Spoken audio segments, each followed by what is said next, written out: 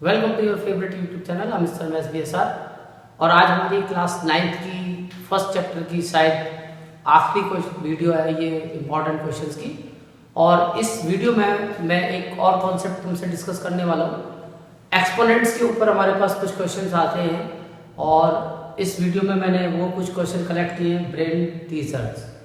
और इन क्वेश्चंस को करके तुम्हें लगेगा कि थोड़ा सा तुम्हें दिमाग भी इस्तेमाल करना है और ये क्वेश्चंस तुम्हें एक्स्ट्रा बुक में मिल जाएंगे। तो फिलहाल सबसे पहले मैं लेकिन एक क्वेश्चन जो ले रहा हूँ वो पिछली वीडियो से कनेक्टेड है और कमेंट में एक बच्चे ने ये पूछा था तो मैं इसका आंसर तुम्हें करा रहा हूँ। इस क्वेश्चन में हमें डिनोमिनेटर को ही रेशनलाइज करना है और डिनोमिनेटर को रेशनलाइज करने के लिए वैसे तो मैं तुम्हें सिखा चुका हूँ क्वेश्चन नंबर 5 कि जब डिनोमिनेटर हमें रेशनलाइज करना होता है तो सीधा रूल है हमारे पास, अगर हमारे पास दो नंबर हैं और इसका हमें डिनोमिनेटर रेशनलाइज करना है, डिनोमिनेटर में हमारे पास दो टर्म है तो सीधा इसके कॉन्जुगेट से मल्टीप्लाई करके हम रूट काट सकते हैं और ये हो भी जाएगा ऐसे। बट मैंने तुम्हें एक चीज और बताई थी कि सर्ट्स का ये रूल है कि जब भी तुम इसकी कैलकुलेशंस करोगे तो सबसे पहले क्वेश्चन को कोशिश करोगे कि अगर वो सिंप्लीफाइड फॉर्म में आ सकता है यानी मिक्स फॉर्म में, तो सर्ट को पहले मिक्स फॉर्म में लिखना है। जैसे ये प्योर सर्ट है और ये मिक्स सर्ट है तो जितना इसमें से रेशनल पार्ट हम अलग कर सकते हैं हमें वही अलग करना पड़ेगा। तो अभी ये सिंप्लीफाइड हो सकती हैं, तो अगर तुम इनको सिंप्लीफाइड करोगे और इनके फैक्टर्स करोगे तो अभी तुम देखोगे कि क्वेश्चन अभी और सॉल्व हो जाएगा। यानी कि इसके जो फैक्टर होंगे उसमें से 16 एक परफेक्ट स्क्वायर इसमें से हम अलग कर सकते हैं। तो तुम छोटे छोटे फैक्टर करके कर सकते हो और मैं डायरेक्ट कर सकता हूँ क्योंकि मेरी समझ में बात आ रही है, तुम्हारी समझ में नहीं आ रही तो तुम इसके छोटे छोटे फैक्टर कर लो और दो दो के ग्रुप बना लो और ग्रुप में से जितना तुमसे बाहर निकले एक एक नंबर बाहर निकालते रहो और ग्रुप खत्म हो जाएगा। मीन्स जैसे कि रूट 8 है तो इसके जब तुम फैक्टर करोगे रूट 8 के 2 मल्टीप्लाई 2 इस तरह से फैक्टर कर लो। और ये क्योंकि स्क्वायर रूट है तो तुम्हें ग्रुपिंग करनी है दो फैक्टर की सेम एक साथ। अब जब तुम इसमें से एक फैक्टर बाहर करोगे तो अंदर वो बचेगा जिसका ग्रुप नहीं बना, यानी कि ये रूट के बाहर आ जाएगा ग्रुप और ग्रुप में से एक मेंबर को तुम बाहर ले लोगे। इस तरह से इस पहले तुम्हें मिक्स फॉर्म में लिखना पड़ेगा, ये इसकी प्योर फॉर्म है ये मिक्स फॉर्म है। इसी तरीके से अगर इसको हम फैक्टराइज करेंगे तो 48 के 16 3 से 48 होता है और 16 के क्योंकि सारे ग्रुप बन जाएंगे इसलिए मैंने इसको एक साथ लिख लिया है। ऐसे 18 को अगर मैं देखूं तो इसमें से 9 और इंटू 2 हो जाएगा तो 16 का और 9 का स्क्वायर रूट हमें आता है तो वो हम लेके इसको रेशनल कर देंगे और ये मिक्स फॉर्म में कन्वर्ट हो जाएगा। तो सबसे पहले हमें यही काम करना पड़ेगा, उसके बाद फिर हमें डिनोमिनेटर को रेशनलाइज करने के बारे में सोचना है। तो सबसे पहले अब हमने ऊपर वाले में तो हम कुछ नहीं कर सकते क्योंकि ऑलरेडी मिक्स फॉर्म में था, हम नीचे वाले को मिक्स फॉर्म में कन्वर्ट कर सकते हैं और उसके लिए हमें 16 का स्क्वायर रूट पता है 4 अंडर रूट 3 और 9 का स्क्वायर रूट पता है 3 अंडर रूट 2। तो हमने पहले इसको मिक्स फॉर्म में लिखा। अब हम अपना वही रूल यूज करेंगे जो हमारा डिनोमिनेटर को रेशनलाइज करने का है कि हमारी जो ये डिजिट्स हैं नीचे इनके कॉन्जुगेट से इसको मल्टीप्लाई करना है। तो इसका कॉन्जुगेट हो जाएगा 4 रूट 3 माइनस 3 रूट 2।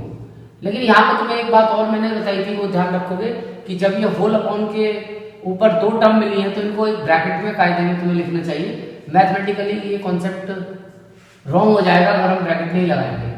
तो सेम इस कॉन्जुगेट को ऊपर भी लिखना है। तो ये कॉन्जुगेट लिखने के बाद अब तुम इसको सॉल्व कर सकते हो और सॉल्व करने के लिए वही तरीका है कि ऊपर अगर कुछ आइडेंटिटी वगैरह बन रही है तो बन रही है, नहीं बन रही तो तुम्हें मल्टीप्लाई करनी है। अच्छा, ये भी एक बच्चे ने कमेंट बॉक्स में पूछा था कि मिक्स सर्ट को हम मल्टीप्लाई कैसे करते हैं। तो ये एक अच्छा एग्जांपल है कि यहाँ मैं तुम्हें मिक्स सर्ट को फिर से मल्टीप्लाई करके बताऊंगा। तो ये उस बच्चे का आंसर हो जाएगा कि मिक्स सर्ट को हम किस तरह मल्टीप्लाई करते हैं। तो अब हमें इस वाले की मल्टीप्लाई इस वाले से करनी है।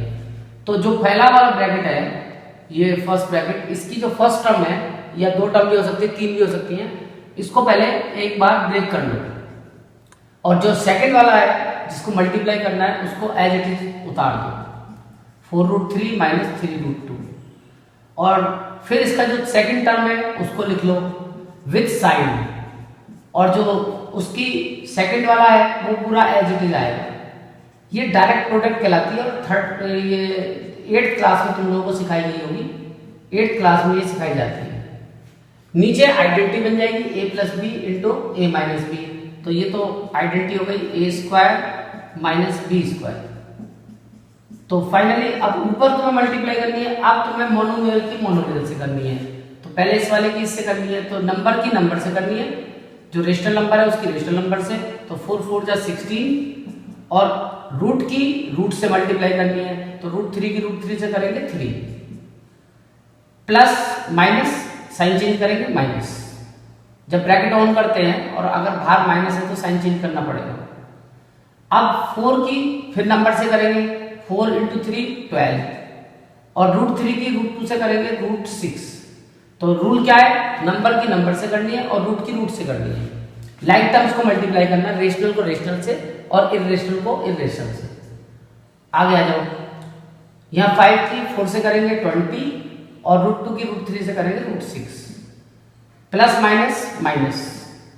5 की 3 से करेंगे 15 और √2 की √2 से करेंगे 2। तो हमने मल्टीप्लाई कर लिया। नीचे अब ये 4 √3 का स्क्वायर है, तो पहले 4 का स्क्वायर अलग करेंगे 16 और √3 का स्क्वायर 3, ऐसे 3 का स्क्वायर 9 और √2 का स्क्वायर 2। तो ये हमने एक अपनी कैलकुलेशन बना ली।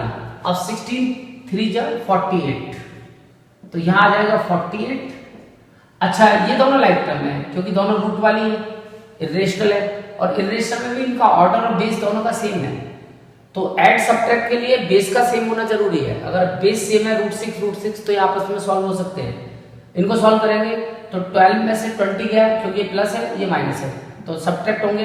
20 में से 12 गया, प्लस का 8√6 और ये माइनस का 30 एज इट इज आ जाएगा। नीचे ये हो जाएगा 48 माइनस 9 हो जाएगा 18। तो अगर देखो तुम डायरेक्ट भी करते हैं तब भी यही आता, बट तुम्हें रूल जो है वो हर जगह कांस्टेंट यूज करना है। यानी कि कभी भी तुम सिंप्लीफाइड का क्वेश्चन कर रहे हो तब भी ये रूल यूज करोगे। तो ये रूल हर जगह यूज होना है कि पहले तुम्हें इसे सिंप्लीफाइड करना है, उसके बाद मिक्स फॉर्म में लिखने के बाद ही अपना काम स्टार्ट करना है। अब देखो ये ऊपर 3 टर्म है, 1 2 3, तो 3 में से 2 रेशनल है और 1 इरेशनल। तो इरेशनल तो अनलाइक टर्म है, वो तो सॉल्व होगी नहीं। रेशनल रेशनल के साथ सॉल्व हो जाएगी। 48 में से 30 गया 18 प्लस 8√6 और 48 में से 18 गया तो 30। अब इससे ही कैंसिल नहीं हो सकता, अगर होगा तो कॉमन लेके होगा, वरना ये कैंसिल नहीं होगा। तो फिलहाल ये दोनों नंबर 2 के डिविजिबल हैं, तो 2 हम इसमें से कॉमन ले सकते हैं। तो यहाँ गया 9 प्लस 2 से इसको कैंसिल किया 4√6/30। अब तुम इससे इसको कैंसिल कर सकते हो, तो फाइनली तुम्हारा आंसर बन गया 9 प्लस 4√6/15। तो तुमने डिनोमिनेटर को रेशनलाइज कर दिया। तो डिनोमिनेटर को रेशनलाइज करना है तो यही तरीका है, बट बस ध्यान रखना है कि अगर मिक्स फॉर्म प्योर फॉर्म में है और वो मिक्स बन सकती है तो पहले मिक्स बनाना, उसके बाद काम चालू करना। अब इसके बाद आते हैं इसी टाइप का एक और क्वेश्चन जो पिछली बार रह गया था, क्योंकि टाइम वीडियो में लिमिटेड होता है और इसलिए फिर मैंने आज इस क्वेश्चन को फिर से ले लिया है। और इस टाइप के क्वेश्चन मैंने तुम्हें लास्ट वीडियो में बताए थे, ये उसी वैरायटी का क्वेश्चन है, बट इसमें थोड़ा सा कुछ देख के तुम्हें घबराहट हो सकती है और 1% तुम कुछ गलत भी कर सकते हो। तो इस क्वेश्चन को करते समय तुम्हें बहुत ध्यान रखना है कि कॉन्सेप्चुअल वही रहेगा जो पीछे बताया था, कि यहाँ तुम्हें x तो दिया हुआ है, बट तुमसे जो वैल्यू जिस तरह से पूछ रहा है तो तुम हो सकता है कि सेकंड चैप्टर की कोई आइडेंटिटी यूज करके इसे सॉल्व करने की कोशिश करो, तो वहां तुम्हारा आंसर फिर नहीं आ पाएगा, बहुत मुश्किल हो जाएगी। कि जैसे तुम्हें लगेगा कि x की मैं वैल्यू पुट करके आइडेंटिटी खोल दूं x minus a minus b का होल क्यूब, बट यहाँ पे ऐसे नहीं करना। तो इसका जब तुम सॉल्यूशन करोगे क्वेश्चन नंबर 4 का, तो तुम्हें ध्यान रखना है कि ये रेसिप्रोकल वाला क्वेश्चन है, कि जिसमें तुम्हें x तो दिया हुआ है √2+1 और तुम्हें जो वैल्यू पूछता है x माइनस 1/x के क्यूब की पूछता है, तो क्यूब को तो बाद में देखेंगे, सबसे पहले तुम्हें 1/x ही सॉल्व करना पड़ेगा। तो इस टाइप के जो भी क्वेश्चन होते हैं उनमें सबसे पहले 1/x को सॉल्व करना। तो 1/x को सॉल्व करने का मतलब है 1/x का मतलब है √2+1। अब तुम्हें सीधा सा कॉन्सेप्ट है कि ये रूट को काटना पड़ेगा। ये जो डिनोमिनेटर में रूट आ रहा है इस रूट को तुम्हें कैंसिल करना पड़ेगा, ये √2 + 1 को रेशनलाइज करना पड़ेगा डिनोमिनेटर को। तो इसका कॉन्जुगेट होगा √2 - 1 और √2 - 1 से इसको ऊपर नीचे मल्टीप्लाई करोगे तो फाइनली ये तुम्हारा हो जाएगा √2 - 1 और नीचे आइडेंटिटी बन जाएगी a² - b²। तो ये तुम्हारा 1/x जो सॉल्व होके आया, फाइनली ये सॉल्व हो गया है 1/x और 1/x की वैल्यू आ गई √2 + -1 अपॉन, अब √2 का स्क्वायर 2 हो जाएगा -1, तो फाइनली 1/x की वैल्यू आ गई √2 - 1/1 यानी कि √2 - 1। तो तुम्हें पहले 1/x ही सॉल्व करना है। इस टाइप के जितने भी क्वेश्चन है कि x² + 1/x², x³ + 1/x³ या √x - 1/√x, तो जहां भी 1/, में आता है तो उसको पहले सॉल्व कर लो तुम। अब तुम्हें इसका क्यूब पूछा है, तुम्हें पूछा है x - 1/x का होल क्यूब, तो अभी भी ये नहीं कि वैल्यू पुट करके डायरेक्ट एक्टिविटी स्टार्ट करोगे, अब तुम देखोगे कि सॉल्व हो जाएगा। अब तुम इसमें पहले x की वैल्यू पुट करो, तो x की वैल्यू तुम्हारे पास केवल में थी √2 + 1। इसके बाद 1/x तुमने सॉल्व कर लिया, अब तुम 1/x की वैल्यू पुट करो, तो 1/x की वैल्यू है तुम्हारे पास √2 - 1, वो यहाँ पे पुट कर दो √2 - 1 और ऊपर होल क्यूब। अभी होल क्यूब को यूज नहीं करना। उसके बाद अब ये ब्रैकेट ऑन करो, √2 + 1 माइनस से ऑन करोगे तो √2 + 1 का होल क्यूब। अब तुम देखोगे रूट से रूट कट गया, नहीं भी कटता तो भी कोई दिक्कत नहीं थी, पहले तुम इसे सॉल्व कर लो। अब 1 + 1 2 हो गया और 2 का क्यूब तुम्हें इजीली पता है 8 होता है। तो अगर तुम डायरेक्ट वैल्यू पुट करके सॉल्व करोगे तो तुम्हारा आंसर लास्ट तक नहीं आएगा। तो तुम्हें यहाँ पे इस टाइप के क्वेश्चंस में हमेशा ध्यान रखना है, कुछ भी पूछेगा पहले तुम 1/x जरूर सॉल्व करोगे और उसमें तुम्हें मेनली डिनोमिनेटर का रूट काटना होता है और तुम देखोगे कि वो आसानी से डिनोमिनेटर का रूट कट जाएगा। तो आज के हम अपने मेन कॉन्सेप्ट पे आते हैं। आज मेरा जो मेन टारगेट है वो है एक्सपोनेंट्स। मैं आज की वीडियो ये एक्सपोनेंट्स के बेस पे बनाने की कोशिश की है और एक्सपोनेंट्स के क्वेश्चन भी आ सकते हैं तुम्हारे एग्जाम में और एक्स्ट्रा बुक में दिए भी होंगे। तो मैंने कुछ एक्सपोनेंट के क्वेश्चन लिए हैं जिससे तुम्हें कुछ कॉन्सेप्ट क्लियर हो जाएगा। एक्सपोनेंट के क्वेश्चन में एक तो लॉज यूज होंगे एक्सपोनेंट के सारे, उसके अलावा थोड़ा सा दिमाग भी लगाना पड़ता है। ये क्वेश्चन कायदे में जो रूट वाले क्वेश्चन है उनसे थोड़ा सा मेरे को लगता है कि कई बार बच्चे ज़्यादा परेशानी महसूस करते हैं इनमें, तो इन क्वेश्चंस को करते समय तुम्हें थोड़ा दिमाग का इस्तेमाल करना। अब इसमें जो मैंने पहला क्वेश्चन लिया है उससे अक्सर अभी जल्दी में ही कुछ बच्चों ने पूछा है, तो मैं पहले इसी का आंसर तुम्हें दे रहा हूँ। क्वेश्चन नंबर 3, इस क्वेश्चन की टेक्निक है, ये टेक्निकल क्वेश्चन है कि इसकी हमें वैल्यू निकालनी है 2 की पावर 30 प्लस 2 की पावर 29 प्लस 2 की पावर 28 और नीचे 2 की पावर 31 प्लस 2 की पावर 30 माइनस 2 की पावर 29। तो तुम देखोगे कि इस क्वेश्चन में हो सकता है ऊपर का नीचे का डिजिट अलग अलग भी हो, 2 हो नीचे 3 हो, तो तुम्हें कुछ नहीं करना, तुम्हें एक सिमेट्री दिखेगी और ये मैनुअली सॉल्व नहीं करना कि 2 की पावर 30 को सॉल्व करोगे 2 × 2 × 2 30 टाइम्स या 2 की पावर 29 को सॉल्व करोगे, सॉल्व नहीं करना। तुम्हें अपनी छोटी वाली पावर पे आना है, सबसे छोटा एक्सपोनेंट देखना है। सबसे छोटा एक्सपोनेंट इसमें 28 है, इसमें 29 है, तो इसमें से उतनी पावर पहले ब्रेक कर लो, यानी कि पहले तुम इस 30 में से 28 को अलग करो, तो ये हो जाएगा 2 की पावर 28 प्लस 2। 30 को तुम ब्रेक करोगे 28 में, तो 28 प्लस बैलेंस में जितना बचे वो छोड़ देना।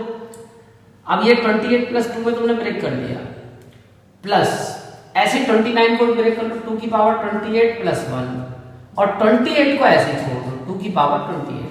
नीचे भी आ जाओ, नीचे मिनिमम पावर है 29, तो इसको 29 में ब्रेक करेंगे 2 की पावर 29 और प्लस 2 बचेगा 31 के लिए।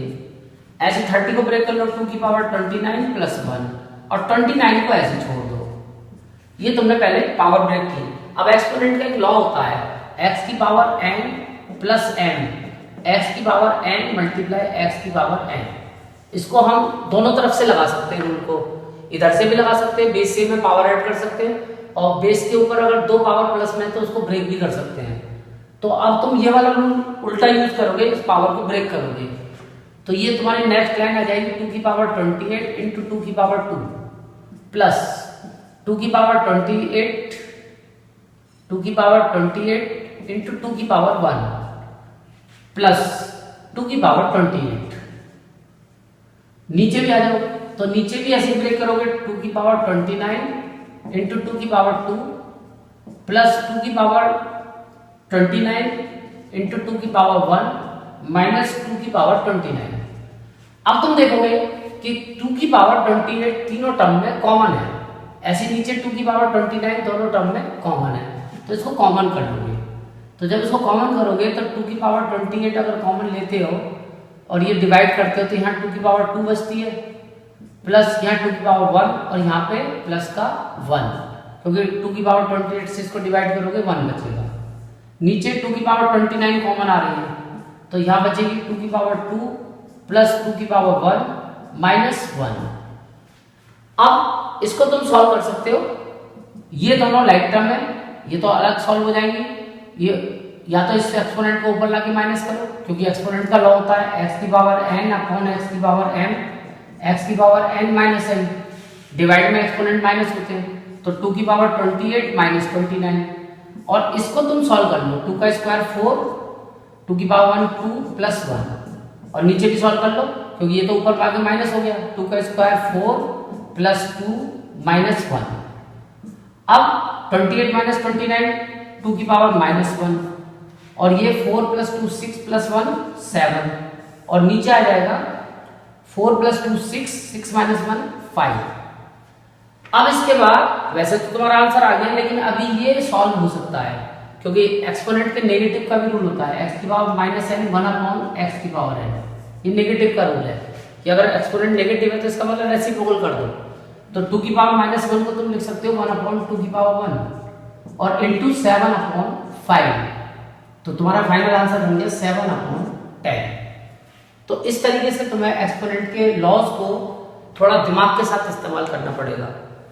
इसके बाद मैं एक क्वेश्चन और ले रहा हूँ, ये भी क्वेश्चन मैंने देखा है कि कई बुक में दे रखा है, और ये भी एक बड़ा अच्छा क्वेश्चन है, और 2 तरीके से वैसे प्रूव आता है इसका, और इसको करने में भी थोड़ा सा तुम्हें अपना दिमाग इस्तेमाल करना चाहिए, क्योंकि इसमें ये प्रूव करवा रहा है कुछ, तो प्रूव तो हो जाएगा, बट उसके लिए तुम्हें पहले कुछ ऐसा सीखना पड़ेगा जो एक्सपोनेंट का लॉ तो है बट हम उसको बहुत ज़्यादा कॉमनली यूज नहीं करते हैं, तो वो एक्सपोनेंट का लॉ इसमें यूज करेंगे हम, और वो लॉ हम इस्तेमाल करते हैं बट हमें पता नहीं होता कि हम क्या लॉ यूज कर रहे हैं। तो मैं तुम्हें उस लॉ के बारे में बताऊंगा, उसी से ये क्वेश्चन होगा। तो क्वेश्चन है हमारा, तुम्हें दिख रहा होगा स्क्रीन पे, क्वेश्चन नंबर 2 का आंसर मैं करा रहा हूं तुम्हें, और इसमें हमें एक चीज गिवन है कि 3 की पावर a इक्वल 5 की पावर b इक्वल 15 की पावर c। हमें गिवन है 3 की पावर a, 5 की पावर b और 15 की पावर c, ये तीनों टर्म आपस में इक्वल है। अब इनके आंसर क्या है वो तो हमें नहीं पता, कि 3 की हम कुछ पावर करेंगे, जो आंसर आएगा वही आंसर 5 की पावर पे भी आएगा, वही आंसर 15 की पावर पे भी आएगा। अब हमें आंसर नहीं पता क्या आएगा, तो मैंने मान लिया कि वो आंसर आएगा सपोज से k से, क्योंकि हम ये इनको लेट नहीं कर सकते, ये इक्वल है, ये तो गिवन है इक्वल, बस हमने इनकी जो इक्वल वैल्यू है उसको सपोज किया है कि वो वैल्यू k है। तो अब इस कहानी से हमें शिक्षा मिलती है कि 3 की power a equal also k, भाई ये भी k के इक्वल है, ये भी k के इक्वल है, ये भी k के इक्वल है, तीनों की वैल्यू हमने सेम मानी है, k मानी है, तो 3 की power a is equal to k। अब हम यहाँ से 3 की वैल्यू निकालेंगे, तो ये जो कॉन्सेप्ट है ये मैं तुम्हें सिखा दूं, जैसे तुम बचपन से करते आए होंगे कि x square is equal to 4, तो तुम इसको कैसे सॉल्व करते हो, तुम यहाँ से स्क्वायर कैंसिल करके रूट लगा देते हो और इसका रूट लेके आंसर लिख देते हो 2। जनरली 8th क्लास से तुम ये करते आए, बट इसका जो प्रॉपर एक्सप्लेनेशन है वो तुम्हें मैं बता दूं कि जब हम ये सॉल्व करते हैं x square is equal to 4, तो ये जो हमने किया है स्क्वायर रूट, ये स्क्वायर रूट का रूल जो होता है वो स्क्वायर का रूट का कॉन्सेप्ट एक्सपोनेंट से भी होता है। उसके लिए तुम्हें 9th में एक रूल पढ़ा है कि किसी भी चीज का जब रूट हम लेते हैं तो ये तो इसकी रेडिकल फॉर्म होती है, अगर इसी चीज को हमें एक्सपोनेंशियल फॉर्म में लिखना है तो जितना इसका ऑर्डर होता है वो 1 अपॉन में पावर होती है। तो यही वाला रूल हम यूज करते हैं। यहाँ तो हमने इसको डायरेक्ट रेडिकल फॉर्म में लिख दिया, हम इस रेडिकल साइन को रेडिकल फॉर्म में ना लिख के एक्सपोनेंशियल फॉर्म में लिखते हैं, तो जब हम यहाँ से पावर कैंसिल करेंगे तो इधर जाके ये रेसिप्रोकल हो जाएंगे, तो x की वैल्यू आएगी 4 की पावर 1 अपॉन 2। अब हम 4 को लिख सकते हैं 2 का स्क्वायर और होल पावर है 1 अपॉन 2, अब ये एक्सपोनेंट का लॉ है, तो इनकी आपस में मल्टीप्लाई होगी, 2 इंटू 1/2, 2 से 2 कैंसिल हो गया, यानी फाइनली आंसर आ गया x की पावर x इक्वल टू 2 की पावर 1, यानी x इक्वल टू 2। तो ये इसका 8th क्लास का कॉन्सेप्ट हो गया कि हमने इसी चीज को एक्सपोनेंट से समझा। लेकिन प्रैक्टिकली हम इसको करते हैं क्योंकि ये शॉर्ट लग रहा है तुम्हें, बट इसका प्रॉपर एक्सप्लेनेशन यही होगा जब बच्चे को ज्यादा तुमने एक्सपोनेंट्स वो स्क्वायर रूट के बारे में नहीं सिखाया। जैसे 7th क्लास में भी आया था ये सॉल्व करने के लिए, तो वहां हम ऐसे ही सॉल्व करेंगे इसे। तो इसी कॉन्सेप्ट से जो ये हमें फार्मूला मिला कि जो हम यहाँ से एक्सपोनेंट कैंसिल करते हैं, अगर x की power n is equal to a है तो x की वैल्यू जो निकालेंगे वो n को जब इधर लेके जाएंगे तो x की वैल्यू आएगी a की पावर 1/n। अब तुम इस रूल को याद करोगे कि x की power n is equal to a, then x is equal to a की पावर 1/n। तो इसी रूल से हम अब इसको आगे समझेंगे और इसी से हमारा ये आंसर आ जाएगा। यानी इस रूल का यूज करके हम वैल्यू फाइंड करेंगे अब किसकी, 3 की, 5 की और 15 की। इन तीनों की वैल्यू हम इस रूल के अकॉर्डिंग फाइंड कर लेंगे। तो 3 की वैल्यू निकालिए तो इस पावर को इधर शिफ्ट करना पड़ेगा, तो ये 3 की वैल्यू आ जाएगी k की पावर 1/a। अब इसके बाद में तुम फिर इसी मेथड से इसको भी इसके इक्वल कर सकते हो, क्योंकि ये भी k के इक्वल है, ये भाई दोनों की वैल्यू तो इक्वल थी, इसकी k है तो इसकी भी k है, यानी 5 की पावर b इक्वल k, तो 5 की वैल्यू आ जाएगी k की पावर 1/b। ऐसे ही ये भी इसके इक्वल है k के, तो 15 की पावर c इक्वल k, तो 15 की वैल्यू आ जाएगी k की पावर 1/c। तो हमने पहले 3 की वैल्यू निकाल दी k की टर्म में, 5 की वैल्यू निकाल दी k की टर्म में और 15 की वैल्यू निकाल दी k की टर्म में। अब इन वैल्यूज का हम यूज करेंगे क्योंकि हमें ये पता है बचपन से कि 15 इजिकल टू 3 इंटू 5, ये तो सबको पता है कि 15 इजिकल टू 3 इंटू 5 होता है। अब 15 की वैल्यू हमारे पास है, वो हम यहाँ लगा देंगे k की पावर 1/c, और 3 की वैल्यू भी हमें पता है k की पावर 1/a, और इंटू 5 की वैल्यू भी हमें पता है k की पावर 1/b। अब बेस सेम है तो ये पावर ऐड हो जाएंगी, k की पावर 1/c इक्वल k की पावर 1/a प्लस 1/b। अब ये हमने ऐड कर दिया। अब यहाँ पे फिर एक एक्सपोनेंट का लॉ यूज होता है, और इसको बहुत से लोग क्या करते हैं, गलत कर देते हैं कि वो k से की कैंसिल करते हैं। कैंसिल नहीं करना होता, ये एक्सपोनेंट के लॉ है।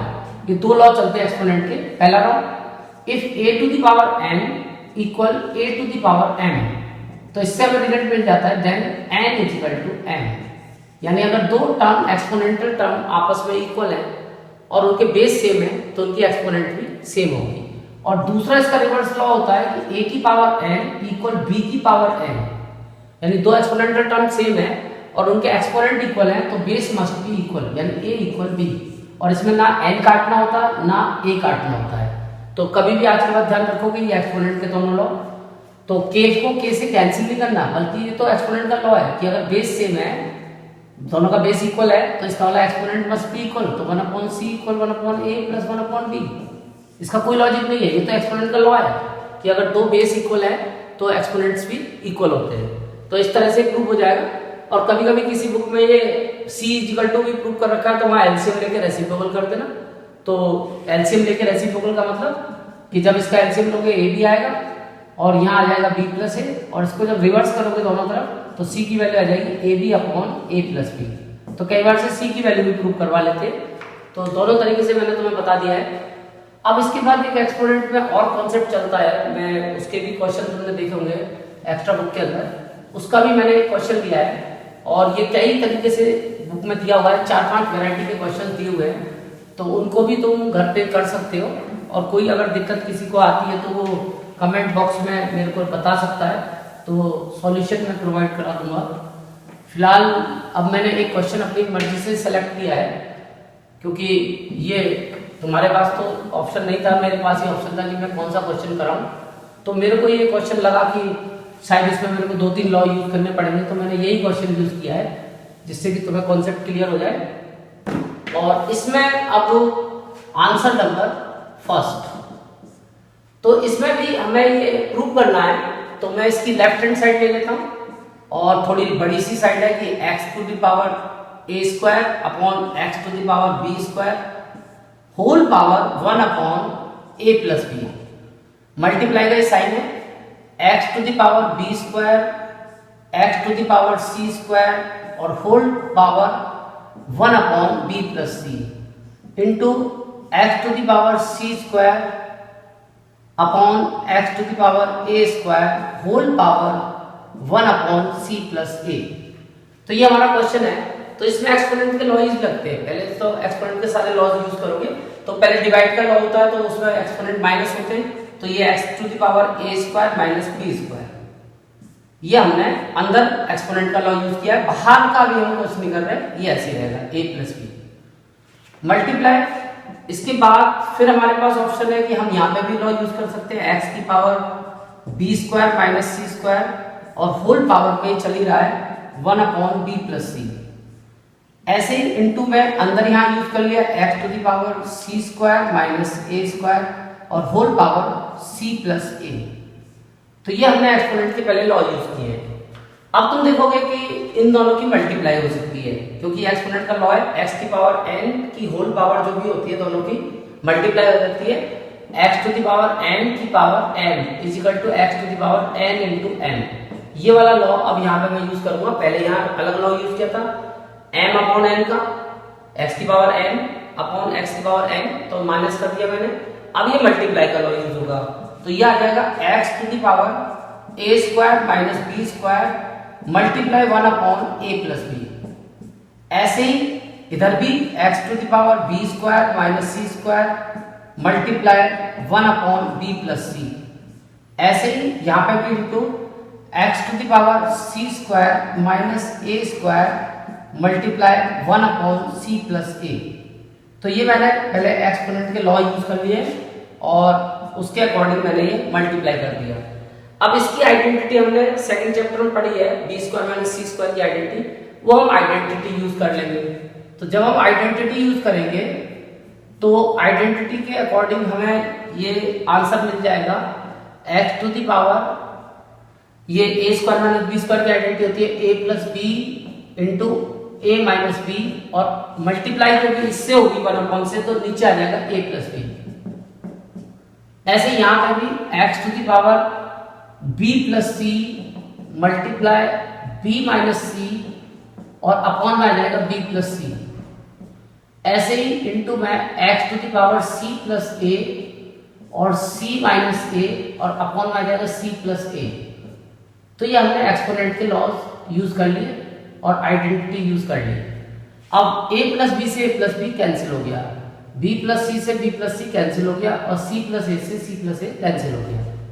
तो फाइनली ये बचा x to the power a minus B into x to the power b minus C into x to the power c minus a। अब तुम्हें इक्वल बेस मिल गए।